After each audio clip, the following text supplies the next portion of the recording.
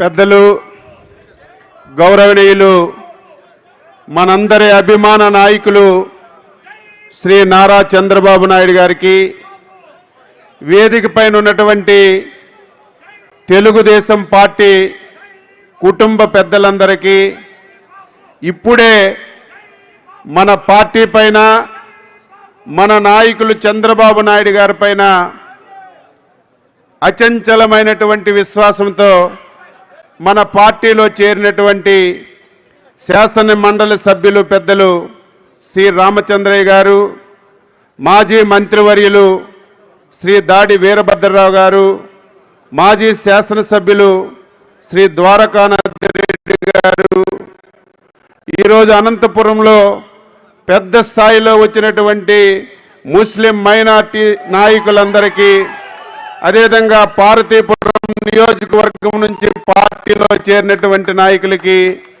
అదేవిధంగా బాపట్లలో చేరినటువంటి జడ్పీటీసీ వారి అనుసూయులందరికీ కూడా రాష్ట్ర పార్టీ తరఫున సాధారణంగా తెలుగుదేశం పార్టీలోకి స్వాగతం పలుకుతున్నాను. ఒకసారి మనందరం కూడా ఆలోచన చేయాలి. రాజకీయాలు కొత్త కాదు, ప్రభుత్వాలు కొత్త కాదు, శాశ్వతంగా ఉండవలసిన వాళ్ళు ప్రజలు. 4 సంవత్సరాల 7 మాసాలు అయింది సైకో జగన్మోహన్ రెడ్డి నాయకత్వంలో ఈ రాష్ట్రంలో 5 కోట్ల మంది ప్రజలు కూడా ఇబ్బంది పడుతున్నటువంటి విషయాన్ని గుర్తుపెట్టుకోవాలి. ఈరోజు తెలుగు ప్రజలందరికీ ఈ రాష్ట్ర పౌరుడిగా, తెలుగుదేశం పార్టీ అధ్యక్షుడిగా కాదు, ఈ రాష్ట్ర పౌరుడిగా ఒక విజ్ఞప్తి చేస్తున్నాను. రేపు జరగబోయినటువంటి ఎన్నికలు తెలుగుదేశం పార్టీకి, వైసీపీ పార్టీ కాదు, తెలుగుదేశం పార్టీకి, జనసేన పార్టీ కాదు, 5 కోట్ల మంది ప్రజలకి జగన్మోహన్ రెడ్డికి జరుగుతున్నటువంటి ఎన్నిక అని చెప్పి ప్రతి ఒక్కరు కూడా భావించాలి. 5 కోట్ల మంది ఆంధ్రులు కూడా, రాష్ట్రం అంతా కూడా, అన్ని వర్గాలు కూడా, అన్ని మతాలు కూడా ఈరోజు ఇబ్బంది పడుతున్నటువంటి పరిస్థితి వచ్చిన విషయాన్ని మీరు గుర్తుపెట్టుకోవాలి. ఈరోజు జగన్మోహన్ రెడ్డి ఈ 5 సంవత్సరాలు చాలా దారుణాతి దారుణంగా వ్యవహారం చేశాడు. ఈరోజు మళ్ళీ సభల్లో మాట్లాడుతున్నాడు.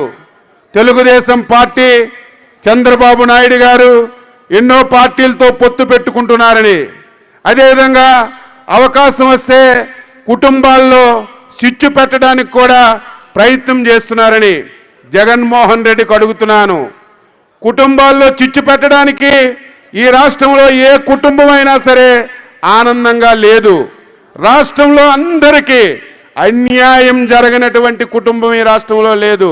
నీ వల్ల, నీ పరిపాలన వల్ల రాష్ట్రం అంతా కూడా దిగాలాగా తయారైనటువంటి విషయాన్ని గుర్తు చేస్తూ మనందరి ధ్యేయం, నేను ఒక మాట చెప్పాను 1 సంవత్సరం ముందు, అది 100% అమలు జరుగుతుంది. రేపు ఎన్నికల్లో 160 స్థానాలతో తెలుగుదేశం జనసేన పార్టీ అధికారంలోకి వస్తుందని, దానికి మనందరం అంకిత భావంతో పనిచేయాలి. ఈరోజు తెలుగుదేశం పార్టీలో చేరిన వాళ్ళు సామాన్యులు కాదు, మేధావులు, పార్టీ